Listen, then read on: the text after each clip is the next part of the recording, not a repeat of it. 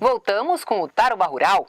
Fiscais do Ministério da Agricultura em Foz do Iguaçu estão de olho nas cargas que entram no Brasil de forma irregular.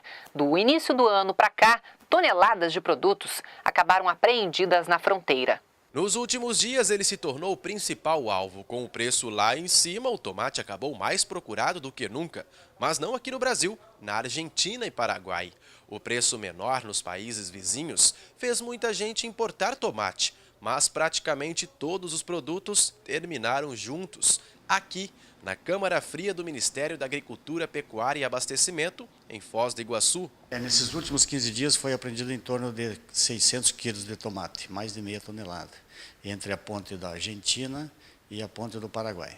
Pela legislação do Ministério da Agricultura, nenhum produto de origem animal ou vegetal pode entrar no país sem o documento internacional, que é o Certificado Sanitário Internacional, emitido pelo país de origem, que seria, no caso, o Ministério da Agricultura do país, ou da Argentina ou do Paraguai. Apesar de as apreensões de tomate terem crescido nos últimos dias, a cebola ainda é o produto que mais é apreendido nas fronteiras. Entre as fronteiras de Brasil com Paraguai e Brasil com Argentina, mais de 100 toneladas do produto já foram confiscadas somente este ano. E não é difícil entender como são feitas as apreensões. Algo muito comum na região, em geral veículos paraguaios. Na aduana brasileira, fronteira com a Argentina, em pelo menos 10 minutos flagramos algumas cargas confiscadas, entre elas farinha de trigo e peixe. O motorista que é surpreendido com cargas de origem animal ou vegetal, sem o certificado fitossanitário internacional, perde a carga. Já os produtos são destruídos, normalmente incinerados. É o caso dos quase 600 quilos de tomate apreendidos nos últimos dias. E é bom que os desavisados fiquem atentos, porque certas desculpas por aqui não colam. Não sabia.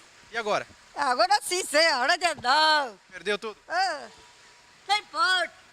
E não tem conversa, vai voltar para o Paraguai sem a cebola. Sem a cebola, sem o tomate, frango e por aí vai. Na semana que vem você vai ver como funciona a fiscalização em outra cidade da fronteira e também o quanto o Brasil pode perder com a entrada irregular de produtos da agropecuária. Não perca! Veja agora outros assuntos que foram destaque para o campo esta semana. Em todo o Brasil, integrantes do Movimento Sem Terra protestaram esta semana. Em Cascavel, a BR-277 foi fechada e o Complexo Cajati foi usado para a manifestação. Com bandeiras do movimento, eles relembraram o confronto de Eldorado dos Carajás. Para simbolizar as 21 mortes, cruzes foram estancadas no acostamento. Só no Paraná, 10 mil integrantes fizeram protestos em pontos diferentes. Os manifestantes também reivindicam a reforma agrária no Brasil. Nova audiência no Fórum de Cascavel sobre o caso Singenta, o último confronto por terra na região, que completa 6 anos em outubro. O processo criminal apura a responsabilidade pelo ataque. Os militantes invadiram a fazenda experimental e, durante uma tentativa de retomada da área, houve troca de tiros com seguranças privados. 2 pessoas morreram, um sem terra e um vigia. O secretário estadual da Agricultura, Norberto Ortigara, esteve em Cascavel esta semana para conversar com os secretários municipais. O repórter Gilvan Valiati estava no encontro na AMOP. O desafio é contribuir para que mais agricultores tenham uma vida digna, decente, pelo esforço que fazem em produzir comida todos os dias. Então, o oeste do Paraná é forte, é competente, tem uma agricultura boa, mas ela pode ser ainda melhorada, pode ser mais diversificada. E aí nós tratamos aqui de como acessar os recursos públicos, como seguir a lei, como fazer um bom orçamento, como preparar um bom projeto, de tal forma que facilite a implementação dessas ações práticas do dia a dia, visando contribuir para que mais famílias vivam melhor.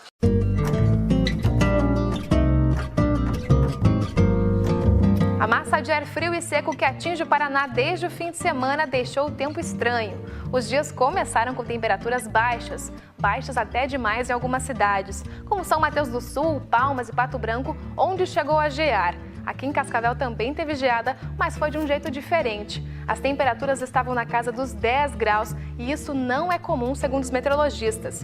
O comum é que a geada venha quando as temperaturas estão próximas a 0 grau e não tenha nada de vento. Ainda assim, aqui em Cascavel, o orvalho conseguiu congelar na área rural e formou uma bela paisagem. Mas a geada, por enquanto, foi fraca, então não teve prejuízo para nenhum agricultor, por enquanto. E aí o sol brilha forte à tarde, brilhou durante toda essa semana e a sensação térmica conseguiu subir. E deve continuar assim.